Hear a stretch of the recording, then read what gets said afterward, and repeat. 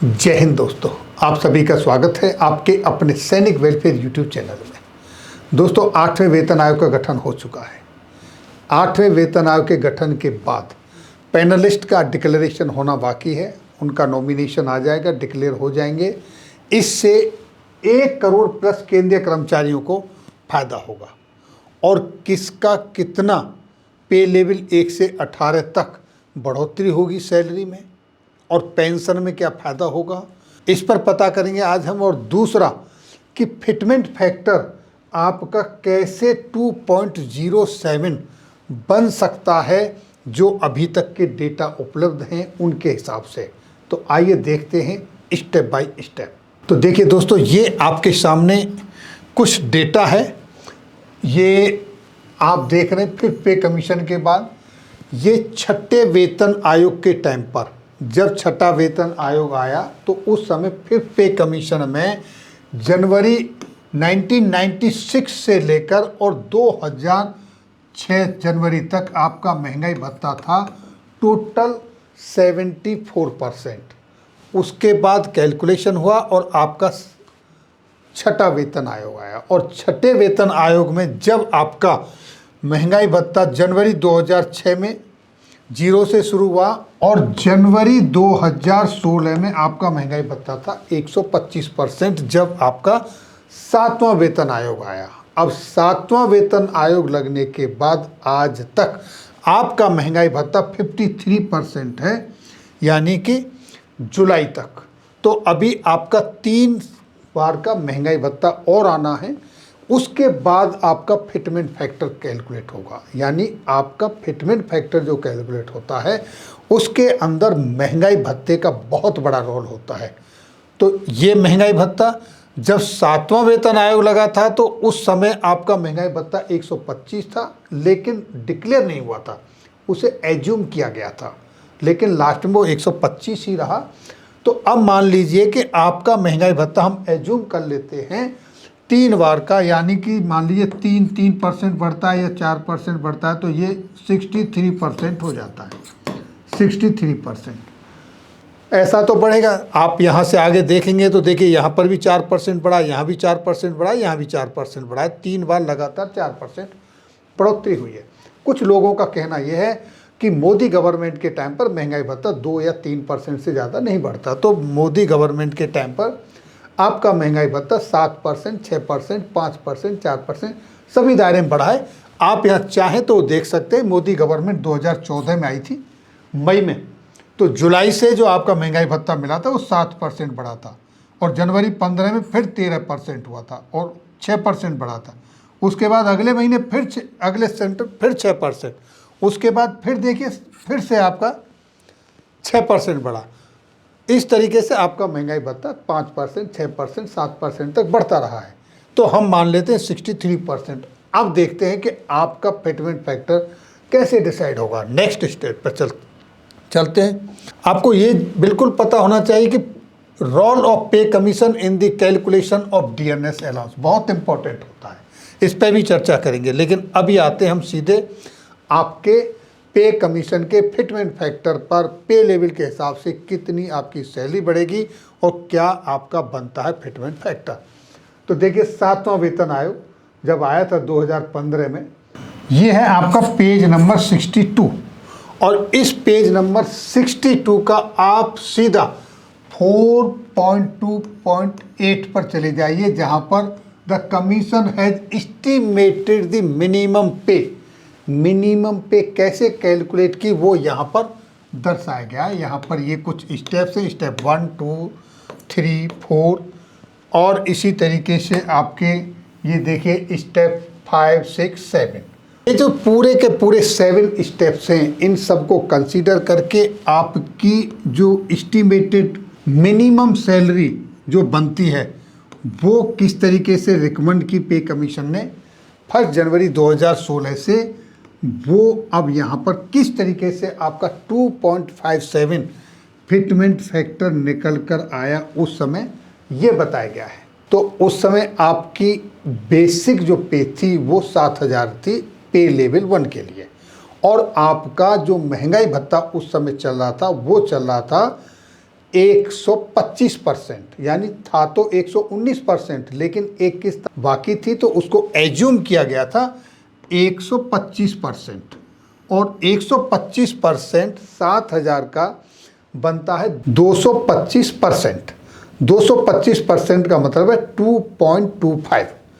इस तरीके से तो ये आपका निकला 2.25। ये आपका फिटमेंट फैक्टर एक तरीके से देखा जाए तो ये 2.25 बना।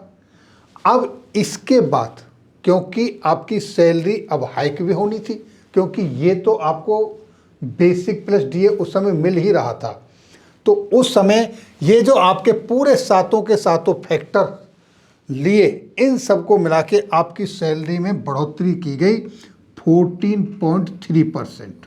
तो आपकी बढ़ोतरी 14.3% हुई। 14.3% को जब आपके 2.25 में जोड़ा गया तो आपका फिटमेंट फैक्टर निकला 2.57। तो इस तरीके से ये आपका 2.57 फिटमेंट फैक्टर बना। अब देखिए, अब आते हैं हम अपने असली मुद्दे पर। 2026 से जो आपको 8वां वेतन आयोग मिलेगा। अब देखिए, सेकंड सीपीसी में बढ़ोतरी हुई 14.2%, थर्ड सीपीसी में बढ़ोतरी हुई 20.6, और इस तरीके से ये आपकी हर सीपीसी में बढ़ोतरी हुई। अब हम इन सारे सीपीसी को जोड़ लेते हैं और उसके बाद हम इनका निकालते हैं एवरेज। तो एवरेज आता है 26.9%, यानी 26.9%। अब हम मान लेते हैं कि आपके 8वें वेतन आयोग में बढ़ोतरी कितनी होगी।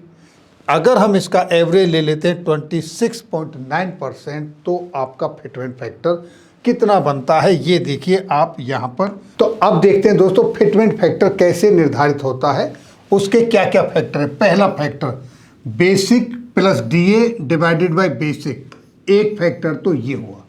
दूसरा average of CPC in percentage, ये दूसरा फैक्टर हुआ। एवरेज क्या था, जैसा कि अभी हमने आपके सामने निकाल के दिखाया 26.95%। और बेसिक कितनी है आपकी 18,000 रुपये पे लेवल 1 की। और आपका डीए कितना है अभी 63%। 63% से कितना बनता है आपका डीए बनता है 11,340 रुपये, और डिवाइडेड 18,000, तो ये आपका निकल के आए 1.63, एक फैक्टर। दूसरा फैक्टर एवरेज आपकी जो पिछले पे कमीशन है सारे, उनकी जो बढ़ोतरी है वो हुई है 26.9%, तो ये फैक्टर बी। अब फैक्टर ए प्लस फैक्टर बी, ये आपका न्यू फिटमेंट फैक्टर बना 2.07%। 2.07% के हिसाब से आपको अगला जो वेतन आयोग है वो मिलना चाहिए। अब इसमें ये एवरेज को ना लें, वो 7 जो स्टेप्स हैं उनके हिसाब से चलें। ये कुछ प्लस भी हो सकता है या कुछ माइनस भी हो सकता है, लेकिन अभी तक जो हमारे पास डेटा अवेलेबल है वहाँ से हमने जब कैलकुलेट किया तो आपका फिटमेंट फैक्टर निकलता है 2.07%। अब 2.07% के हिसाब से आपका जो पे लेवल 1, जिसमें आपकी बेसिक पे है 18,000 रुपये और फिटमेंट फैक्टर 2.07, तो इस हिसाब से आपकी बेसिक पे बनती है 37,260 रुपये पे लेवल 1 के लिए, केंद्रीय कर्मचारियों का जहां से पे लेवल शुरू होता है। अब जवान सेना के अंदर उनका पे लेवल 3 से शुरुआत होती है, तो basic plus MSP plus class पे इनटू फिटमेंट फैक्टर, तो उनकी बेसिक पे 21,000 रुपये पे लेवल 3 में एज ऑन टूडे, एमएसपी के रूप में 5,200 रुपये, और क्लास पे जो कि क्लास 1 के लिए 450 रुपये। तो इस तरीके से ये टोटल हो जाता है 26,650 रुपये। 26,650 इंटू 2.07, तो आपकी मिनिमम जो सैलरी बनती है वो 55,166 रुपये बनती है। अब आ जाते हैं अपेक्स टॉप लेवल पर। तो टॉप लेवल पर एज ऑन टूडे जो बेसिक पे है वो है 2.5 लाख। 2.5 लाख इंटू 2.07, तो यहाँ पर उनकी जो सैलरी बनती है वो बनती है 5,70,500।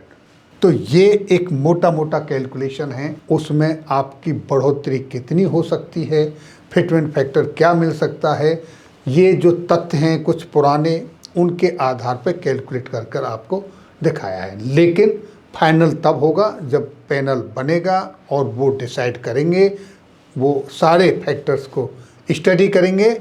ये अभी आकलन है, एक जो डेटा उपलब्ध है उसके हिसाब से। तो दोस्तों, उपलब्ध आंकड़ों के हिसाब से जो डेटा है, पुरानी जो स्टडी है उसके हिसाब से कैलकुलेशन किया है। इसके ऊपर आपकी क्या राय है? कुछ लोगों को लग रहा है शायद ये ज़्यादा होगा, कुछ लोगों को लगेगा कि शायद ये कम होगा, कुछ लोग पहले से ही पता नहीं डिटरमाइंड हैं, कुछ कहेंगे कि नहीं सरकार ऐसा नहीं देगी, सरकार ये करेगी, सरकार वो करेगी। करना पैनल को है, आने वाला समय बताएगा, लेकिन आप अपनी राय जरूर दें। तो फिर मिलेंगे आपके वेलफेयर से जुड़ी किसी अन्य जानकारी के साथ अगली वीडियो में। तब तक के लिए जय हिंद, जय भारत।